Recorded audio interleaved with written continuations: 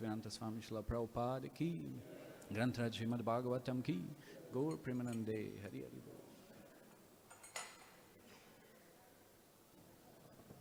Om Namo Bhagavate Vasudevaya. Om Namo Bhagavate Vasudevaya. Om Namo Bhagavate Vasudevaya. This morning we are reading from Srimad Bhagavatam, Canto 8, Chapter 18, entitled Lord Vamanadeva, the Dwarf Incarnation, Text 5.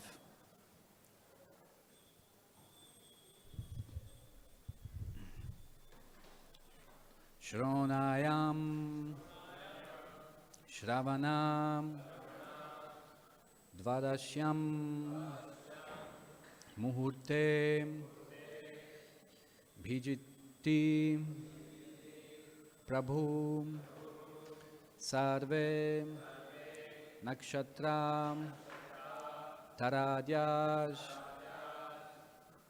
Chakrus Tajjanmam Dakshinam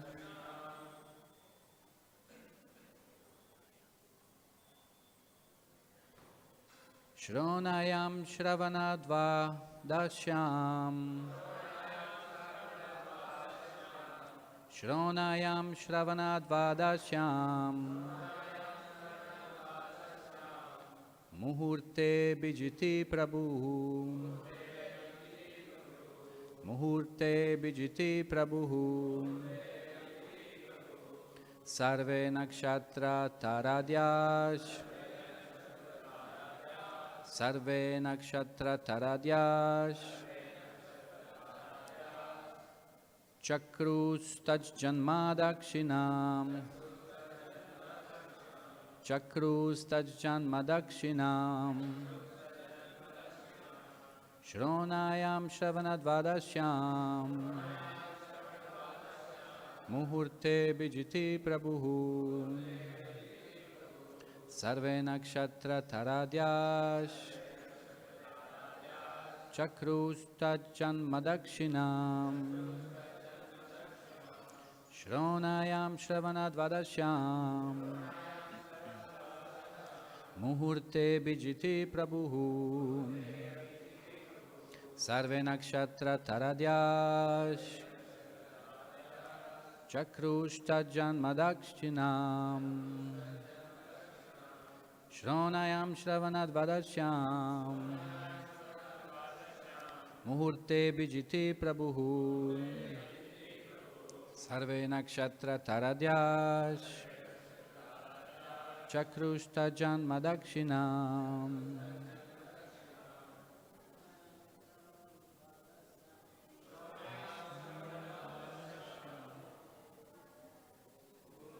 Bijiti Prabhu Nakshatra Taradyash Chakrus Tajjanma Dakshinam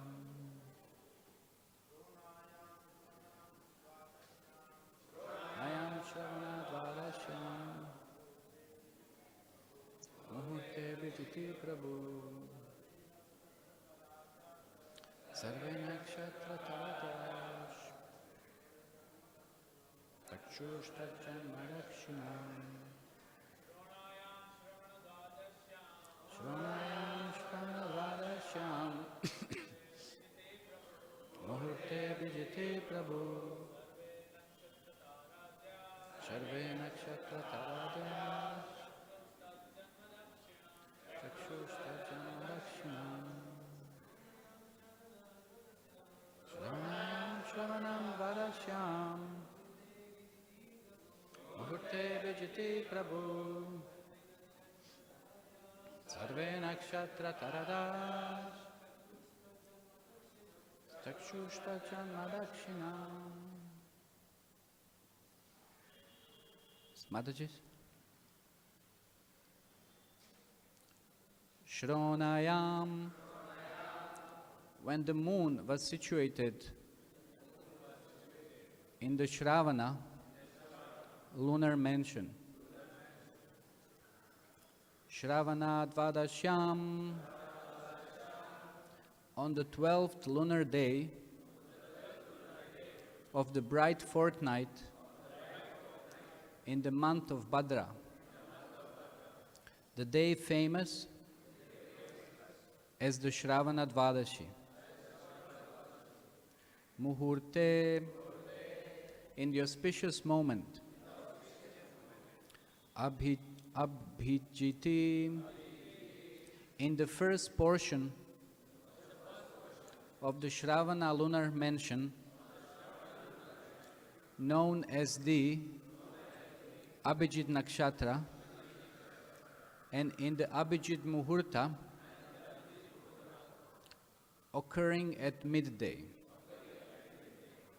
Prabhu, the Lord, Sarve, all, Nakshatra, stars, Tara, planets,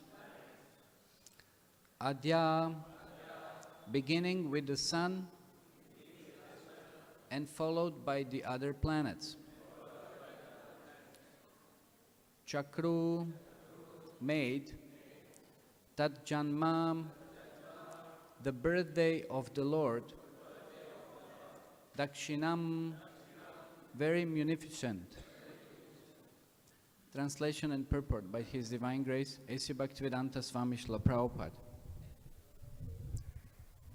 On the day of Shravana Dvadashi, the 12th day of the bright fortnight in the month of Bhadra, when the moon came into the lunar mansion Shravana, at the auspicious moment of Abhijit, the Lord appeared in this universe.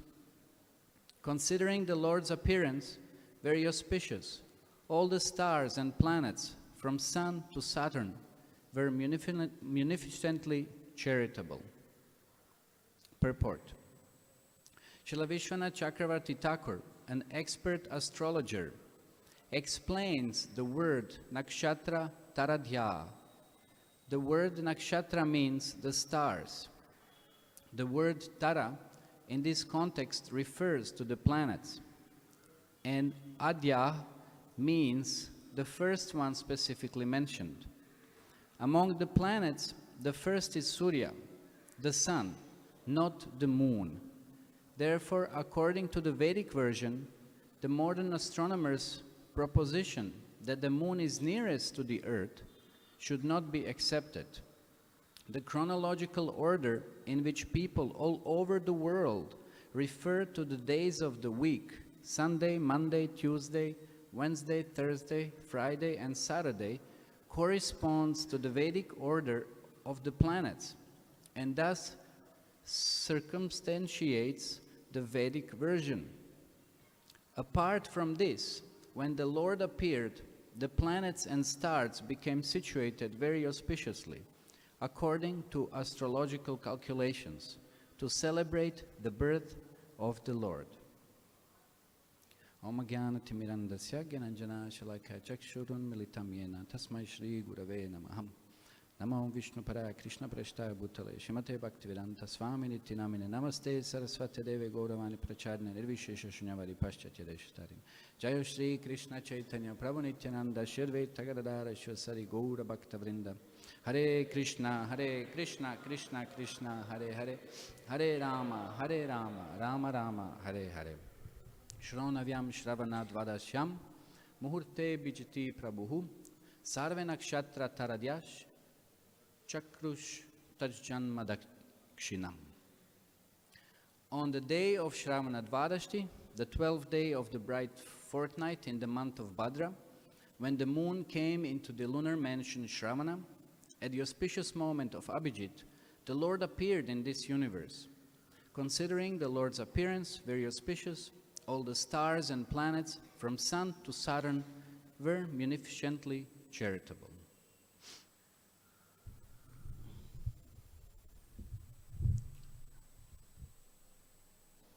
In this verse, the astronomical position of the stars at the time of appearance of Lord Vamanadeva has been given. it is important to note that throughout the Vedic scriptures, namely Puranas, and even other corollary scriptures that are either directly the Vedas themselves or darshanas also, and Upanishads. Practically everywhere we will find some kind of astronomical mention of a certain type of event that has taken place in the relationship to the nakshatras or the planetary positions. So this is not coincidental. This is something that is very essential, as we would find while reading all these different scriptures, that these particular events had taken place at a certain times and of course at a certain places. So all these different indicators of the certain appearances of the events, or in this case the appearance of the Supreme Personality of Godhead, refer and point to very highly developed astronomical knowledge that people had since time immemorial. Astronomy is one of the very important branches of science that we can use nowadays to confirm, like in this case, the appearance of Lord Vamanadeva. Or we can refer to the appearance and existence of Lord Krishna, or anybody else, or specifically even any particular event that has taken place. As we know, some Shraddha ceremonies that are mentioned within the Srimad Bhagavatam or within Mahabharata, certain type of rituals that had been performed at various times, at various places again. And in this way, we can understand that none of these events or none of these personalities, or especially Supreme Personality of Godhead, have appeared just by some coincidence. They all have a purpose of their appearance, of course, as everything else in this world, and they appeared at a certain times, at a certain place.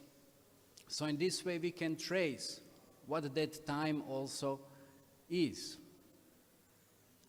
There are many softwares nowadays, computer softwares, through which we can trace such kind of position of those different planets.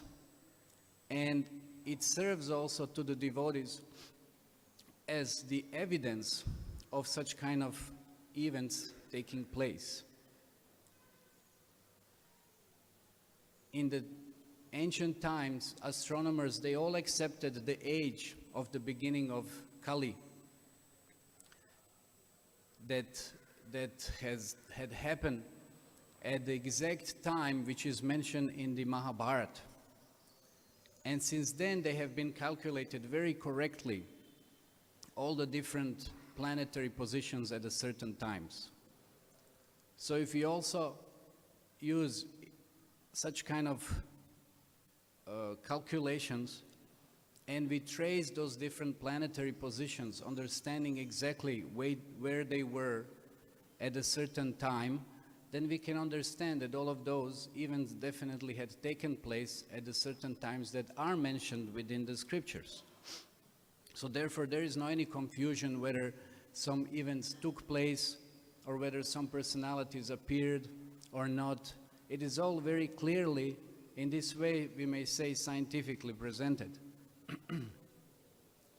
So when we talk about all these different rituals that has been there, then one may wonder, as some modern Indologists or people who don't recognize the Vedic scriptures as authorized, or specifically Puranas, then why would all these different details be mentioned in such a precise manner within the scriptures? Why would anyone in the first place give such kind of details, such kind of precise descriptions of the planetary positions at a certain moment.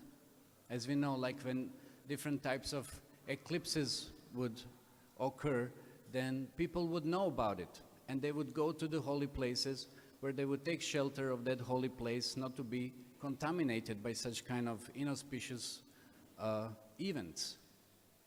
So that was very clear, practically, as we can say, since time immemorial, that people knew the science of the astronomy. And we know that Srila Prabhupada was also very keen to present this science of astronomy to the modern world as something that is authorized and that also confirms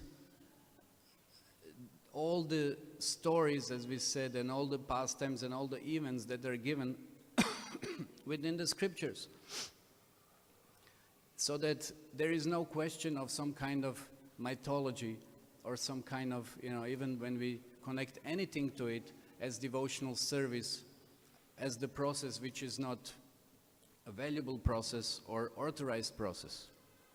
So for this very reason, Srila Prabhupada encouraged the devotees to present this science of the astronomy, and even including astrology as well, within the temple of the Vedic planetarium that is now being built, of course, as we all know, in Mayapur. Prabhupada very specifically wanted devotees to present the scientific evidence about the eclipses, about the moon's phases, about day and night, about the seasons, all the natural basic phenomena that exists, that is there, but from the Vedic scriptures. And this has been successfully accomplished, and it will be hopefully very soon presented, so that anybody coming to Mayapur will have a direct, personal, empiric experience of what the Vedic knowledge and scriptures are presenting in terms of the universe, in terms of all these natural phenomena that is taking place, so that they will also gain faith in the scriptural references that are given, describing many other features of the sum total practically human existence, and therefore mainly devotional service, or the practice of our linking with the Supreme Personality of Godhead. Because there is still very strong notion that the difference between the Puranic knowledge and the astronomical knowledge or Jyotish knowledge given in the scriptures. Many times the modern Indologists or some so-called scientists or even people in general would have that attitude of accepting sometimes the knowledge given in the Siddhantas, which are mostly astronomical treatises, and then reject the knowledge which is given in the Puranas. So this is something that is Artha Kukutinyaya, that means the logic of a half hen. It's taking something that they consider appropriate or valuable and discarding something that they don't. So as we know, this is something that is just not acceptable. It is just something that won't yield the complete fruit of any kind of application of the Vedic knowledge as such. Because if we reject the Puranic knowledge, where we do have descriptions of different geographical positions of the planets and what happens on those planets, and so many other details which seem to such kind of personalities very fantastic, and then we are just left with some kind of technical descriptions of those same planets, their positions, their orbits, then we won't have a complete picture, and we won't practically have any benefit out of this. So just having some kind of theoretical or some kind of technical understanding that is presented within the Vedic scriptures is not going to be beneficial for anyone. And of course, it is also pretty much an offensive, in a sense, then we reject altogether everything that is in relationship to the devotional service. So therefore, if you understand that Siddhantas and the Puranas, they're both valuable. And there are no contradictions, because the whole point is that they're complementing each other. It's just the question of the view. It is just the question of knowledge through which we can then understand how they're complementing each other and how they are practically non-different in many ways. Because what is interesting also, that Siddhantas, which were 18 earlierly known, nowadays we have very few. Varaha Mihira, he was one of the known astrologers of the Avanti province, sometimes living in the 5th century. He compiled Pancha Siddhantika using 5 Siddhantas. And then there has been one, the most prominent one, Surya Siddhanta, upon even which Bhakti Siddhanta Saraswati Maharaj has made his comments, called Siddhanta Shiromani. So all of those Siddhantas, many of them are found in the Puranas themselves. Like we know that in Vishnu Dharmottara Purana, Matsya, and I think even Varaha Purana, Siddhantas are there. So Siddhantas means just straight, direct astronomical references about the planetary positions and calculations. It's just there in the Puranas themselves. So how can we say that, Siddhantas are something different and the Puranas are something different? Whereas we find both descriptions in the same scripture directly. And of course, there are many other details that they discuss and they describe, which are exactly referring to the same points. So therefore, there is no question of such kind of division, accepting something that we think plausible and rejecting something that we don't think. This would be something similar kind of to the notion that is going on that the Vedic scriptures are authorized and the Puranic scriptures are not authorized. The big discussion, whether Puranas are authoritative or not. And we just accept the Vedic scriptures. This has been all very strongly imposed by the people who had certain types of agendas, and not by the real followers of the Vedic Sanatana Dharma at all. So therefore, some of those who just consider the Vedic knowledge to be appropriate and authorized to be followed, and then reject the Puranic knowledge, they also end up, as I said, essentially without anything. Because Vedic knowledge nowadays cannot be followed, cannot be put into practice, if there is no understanding of the Puranas, because the Puranas are the practical application of the Vedic knowledge. It's almost impossible, and this is why even in this age, specifically in Kali Yuga, even in terms of worship of the deity, the Pancharatric texts are more important rather than, the Vedic texts. Because it's so difficult, it's practically impossible to apply them and therefore get any result. So just some kind of theoretical, intellectual exercise and studies of such kind of Vedic scriptures don't give any practical result. And this is something that definitely would be in the realm of modern academia, just studying certain type of information without any kind of applying principle behind. So again, that same notion, it is present, it is pretty much prevalent within this world, that something that we consider appropriate we can accept, and then something that we just don't understand we consider inappropriate and that therefore unauthorized. So this is that wrong notion, and as I said, it is just because of ignorance, since people don't understand how both Siddhantas and therefore Puranas are related. We see in our tradition, Gaudiya Vaishnav Sampradaya, that many of the devotees have been the great astrologers and therefore great astronomers.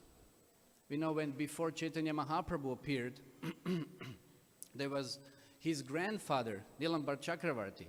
He predicted his appearance. So he knew astronomy very well. As I mentioned already, Bhaktisiddhanta Saraswati Maharaj, he wrote his own commentary on the Surya Siddhanta. And so many other devotees have been very well conversed about the astronomy. and astrology as well. Of course, the difference is that astrology is the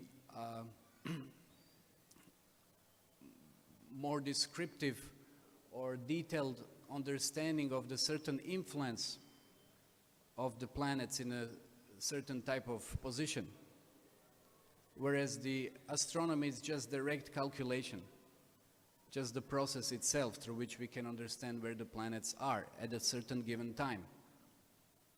So all of the acharyas, therefore, not to some degree or other, had some, at least, appreciation, if not knowledge, of the astronomy, which is just inherent part of the Vedic scripture. It's not something that is separate from it.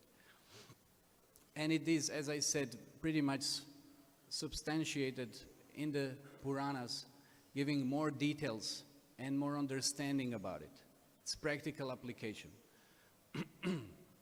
So when we hear and read here, Srila Prabhupada pointing out that how even Vishwanath Chakravarti Thakur, he said he was an expert astrologer as well. And then he was explaining here, he said that the nakshatras, Srila Prabhupada is giving his commentary here, that nakshatras refers to the stars and the tara to the planets, and when they all aligned in a certain position, that at that moment Lord Vamanadeva appeared. So that appearance was very, very auspicious, and all the planets therefore were very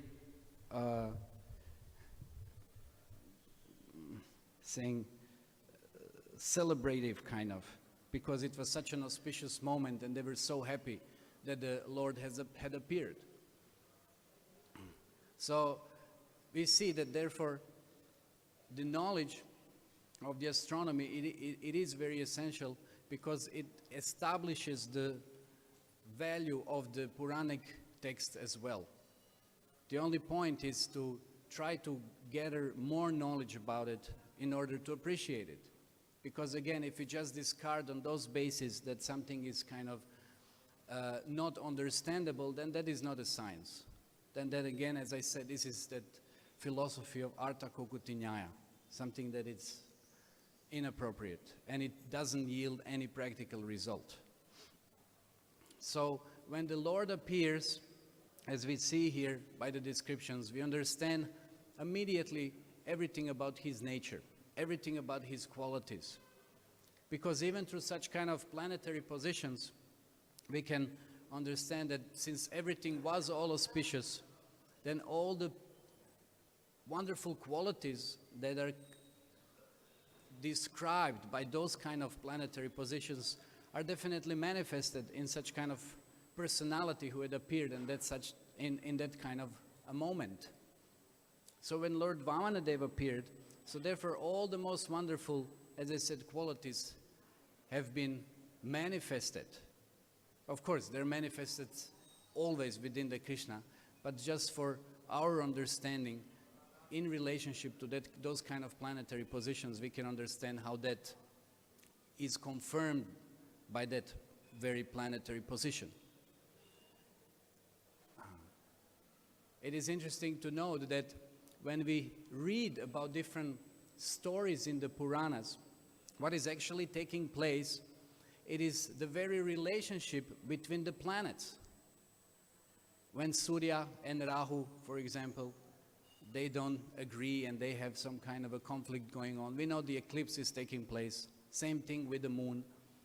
And there are so many different other planets that are there. They have their own conflicts, like Shukracharya, Brihaspati. And there are so many interesting stories in the Puranas.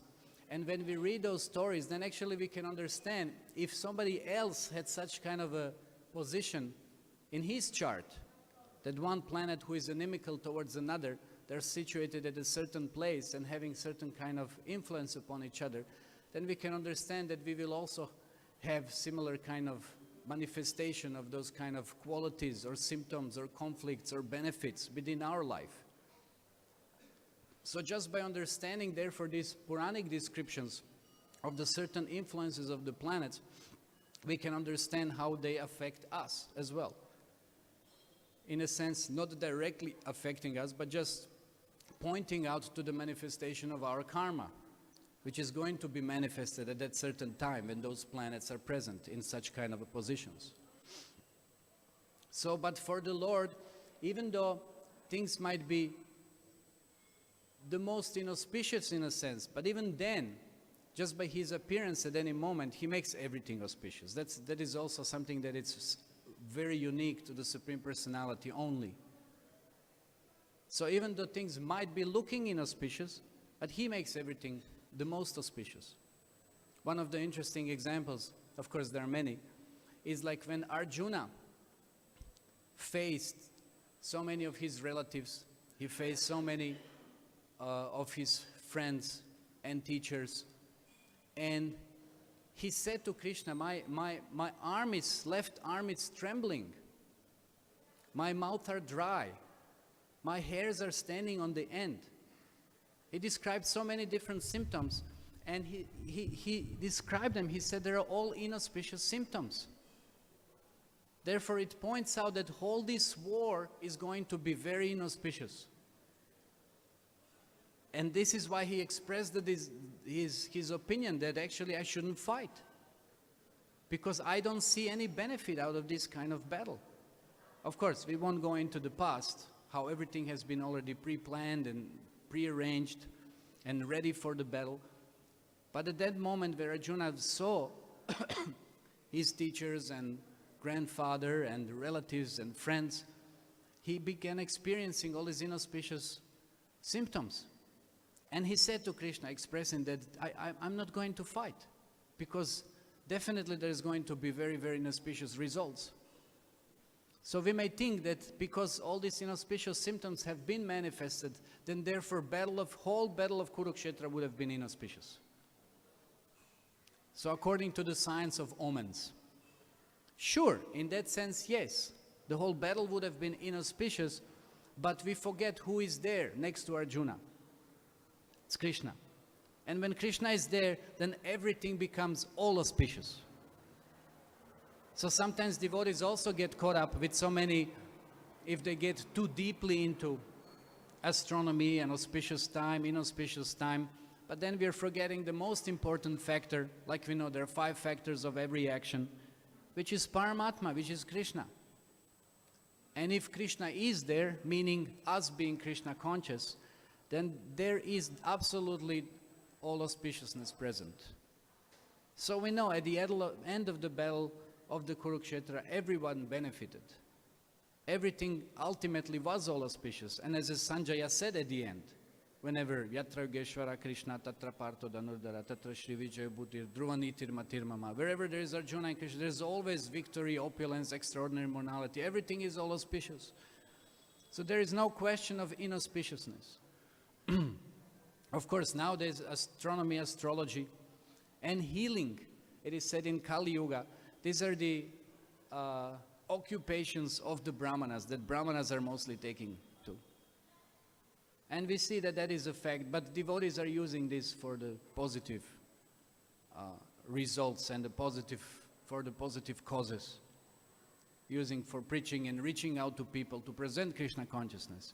But this is essentially not considered such a high-class occupation as the occupation of the Brahmana. But it can be useful, as everything else can be useful in the spiritual life. So astronomy is an essential feature for many reasons, and we can use it in Krishna consciousness to present the Krishna consciousness and benefit people or expose them to become purified. So whether something again inauspicious or auspicious, when Krishna is there, it becomes all auspicious. Now very soon, Purushottam month is coming, right? If you know the story of the Purushottam, he was considered the all inauspicious. And the Smarta Brahmanas would say, don't do anything during that time because it's very, very inauspicious. But we know actually Purushottam month is the all auspicious. It's all auspicious month. We do anything devotional, it will be multiplied so many times, even more than during the month of Kartik. Why? Because again, it is in connection to Krishna, it is. It is Krishna, basically.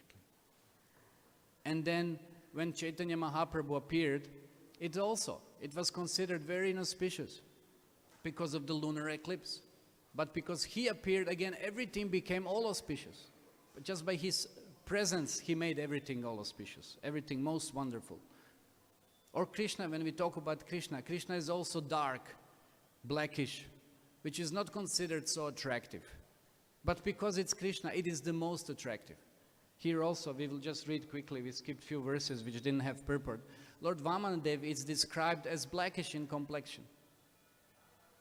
But he was the most beautiful. Who is Lord Vamanadeva? Lord Vamanadeva is the, we can say, epitome of the Krishna's quality of beauty.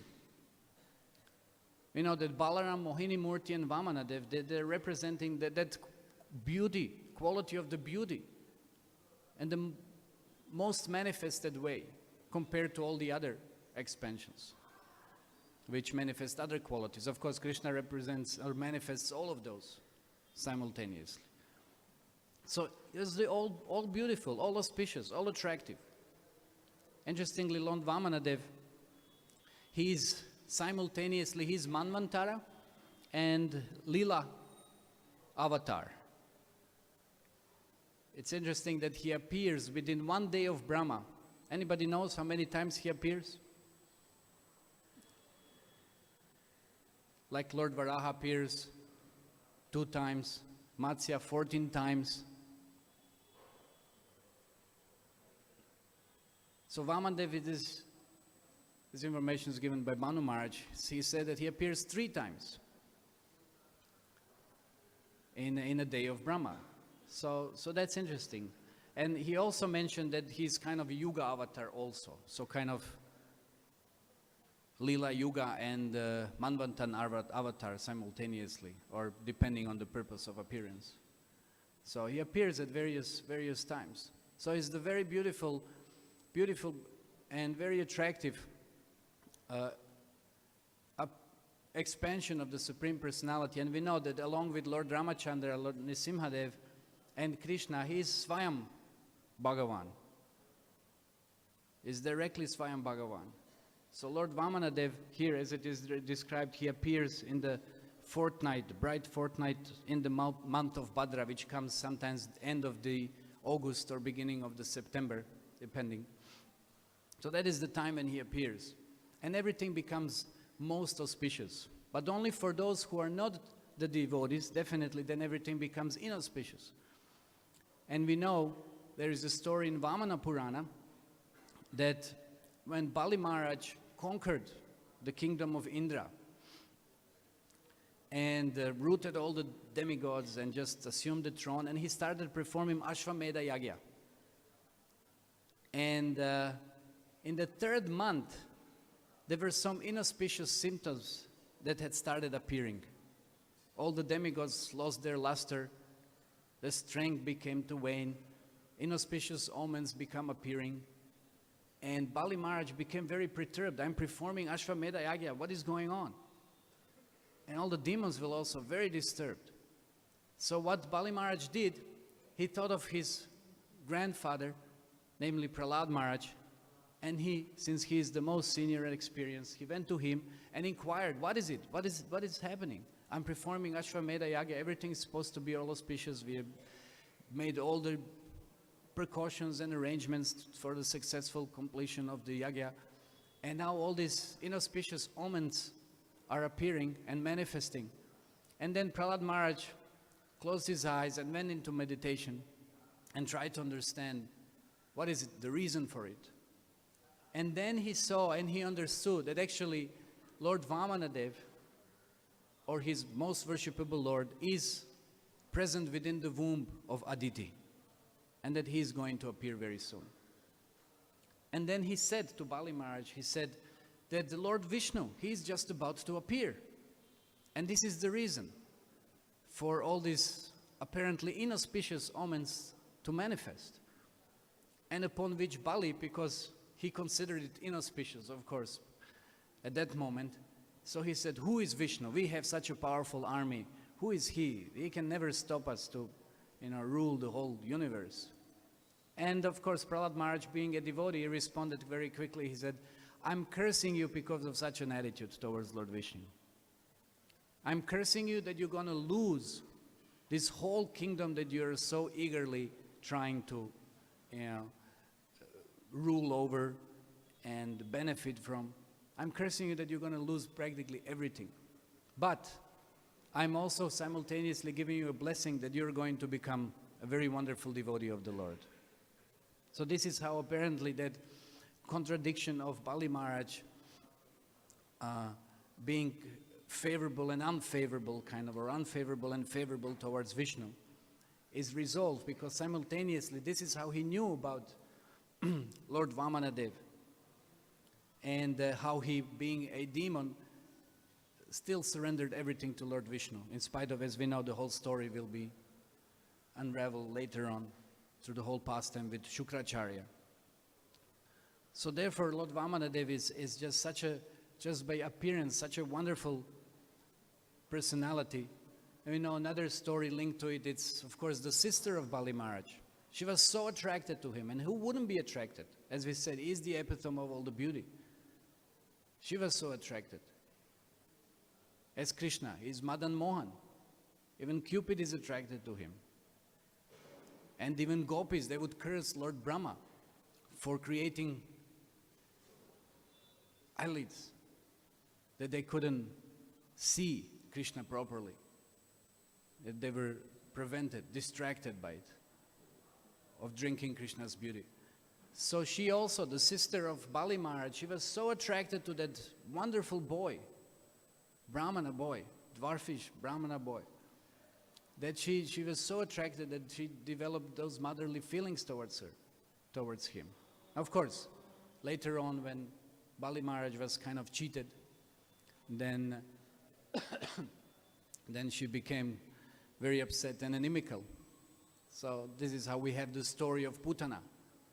She manifested, she appeared as a Putana later on. So Vamanadeva, as it says, any other expansion of the Supreme Personality of Godhead, whenever they appear, this is the proof that everything becomes all auspicious. Everything becomes the most wonderful. Even though if initially it might not appearing so. But everything is all wonderful. Everything becomes very auspicious. Even nowadays, anybody claiming to be an avatar, you can just see whether the world is becoming all auspicious or things are going in a whole different direction. It's a very simple test for anyone who is claiming to be the Supreme Personality of Godhead. So in this way, Lord Vamanadeva presented special lila, special pastime that we can relish. And as we know, Krishna appears, of course, to relieve the anxiety and separation from his devotees. So he performs all these wonderful pastimes to reciprocate with that devotion. And interestingly, those 3 steps, they're also very simple steps towards the perfection, towards the, like Bali Maharaj, who achieved everything, the perfection of devotional service by surrendering everything to the Lord.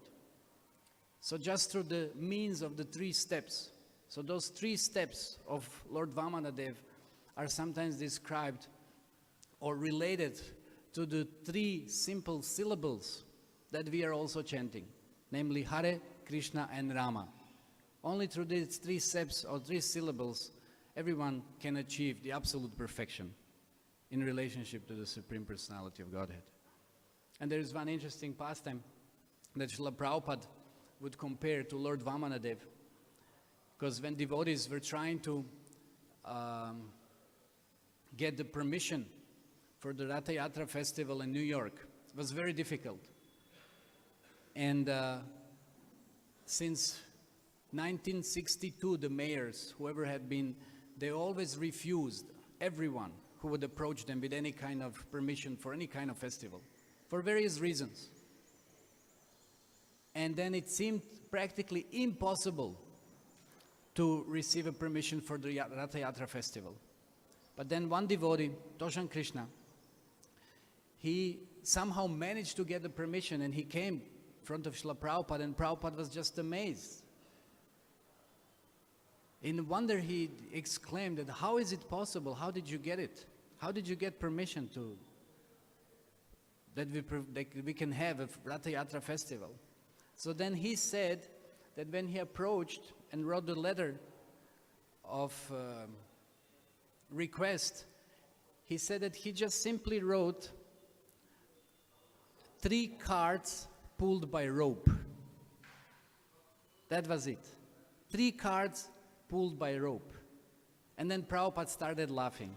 He said, this is in our sampradaya. This is the mood of our sampradaya. He said, in the similar way, Lord Vamanadeva cheated Bali Maharaj.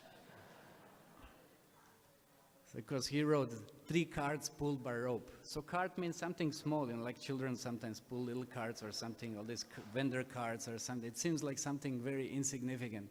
But actually, they didn't understand how big and grand Ratha Yatra festival is. So Prabhupada was laughing. He said, this is the mercy of Lord Vamanadeva. This is our sampradaya. So like this, Lord Vamanadeva, he is very attractive, very effulgent, and I will keep on hearing about him. And I will just, since time it's almost done, I'll just quickly read, we just missed few verses that are describing his beauty,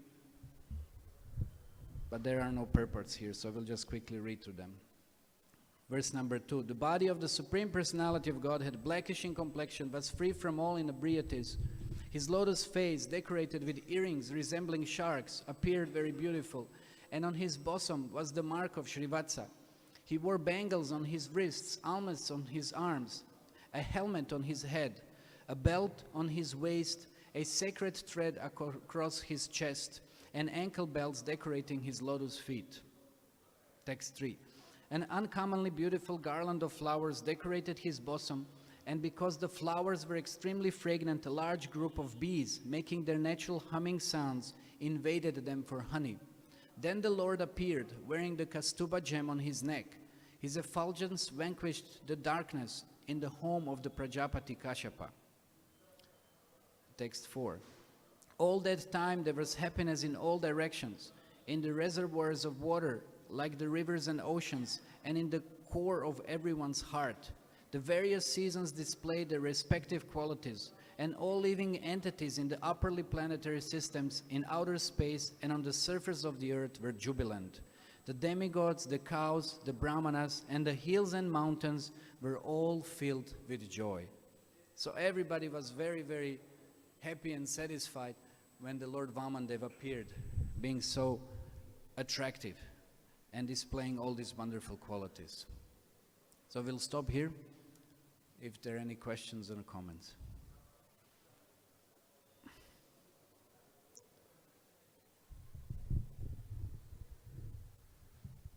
Oh yeah, there's a whole description, Srila Prabhupada pointing out how the sun comes before the moon. Sunday, anyway, it's another astronomical point, but... And that is there, if you consider the plane of Bhumandala, if you understand that this is the way things are presented in the Puranas, that sun comes first, then the moon. All the moon is closer in terms of the orbit, which is beyond our planet, and the sun is more distant in that sense. But in terms of Bhumandala plane, sun comes first, then the moon, and then the other planets. Anyway, just in short. Okay, if there are no... Yeah.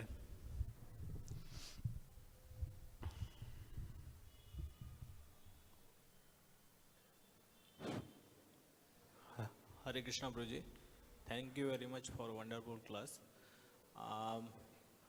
You said there are 5 factors for every action.